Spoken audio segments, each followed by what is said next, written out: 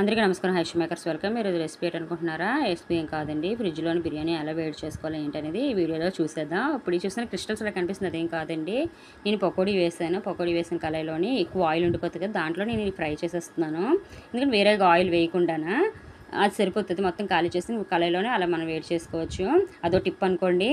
ఇప్పుడు చూస్తున్నారు కదా, ఇలాగా మనం బిర్యానీని ఈ విధంగా వేడి చేసుకోవడం వల్ల చాలా బాగుంటుంది. మనం బిర్యానీ వండేటప్పుడు ఎలా టేస్ట్ ఉంటుంది అలాగే టేస్ట్ ఉంటుంది. నేనైతే 2-3 రోజులు ఉండిపోయిన బిర్యానీలు పప్పులు నేను ఫ్రిడ్జ్లోని చెప్పటం లేదు. నేను ముందు రోజు పాడైందో లేదో చూసుకోండి, పాడైతే పారేయండి, పాడవకపోతే మాత్రం ఇలా వేడి చేసుకోండి. ఫుడ్ అసలు వేస్ట్ చేయడం నాకు ఇష్టం ఉండదు. అందువల్ల నేను ఇలాగ వేడి చేస్తాను అనమాట.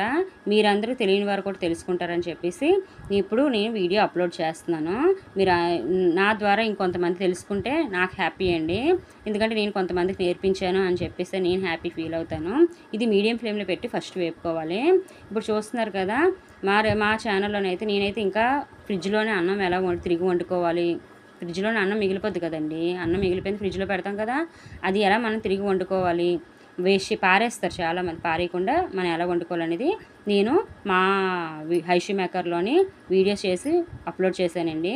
ఇంకా ఫ్రిడ్జ్లో పప్పు మిగిలిపోతుంది కదా, పప్పు ఎటుకి కాకుండా ఉండిపోతుంది, మనకి అది చాలదు, ఇటు పారేయడానికి కూడా బాధపడతాము. అలాంటప్పుడు దాన్ని ఏ విధంగా మనము ఫ్రిడ్జ్లోను దాన్ని పప్పుచారు కింద ఎలా మార్చుకోవాలనేది కూడా నేను చూపించాను.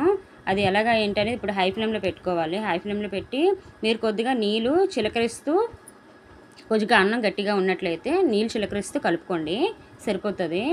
మాకైతే అన్నం బాగానే ఉంది, అందువల్ల నేను వాటర్ వేయలేదు.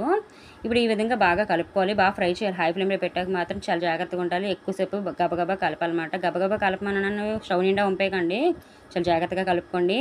ఇప్పుడు చూస్తున్నారు కదా, నేను పప్పుచారు ఎలా మార్చుకోవాలనేది, పప్పుచారులాగా ఎలా చేసుకోవాలి ఏంటనేది మా వీడియోస్లో అప్లోడ్ చేసాను చూడండి. మా అన్నం అయితే మెత్తబడిపోయింది. ఇంకా మీకు ఈ వీడియోస్ ఇంకా నేర్చుకోవాలనుకుంటే నాకు కామెంట్ చేయండి. Thank you for watching. Like, subscribe.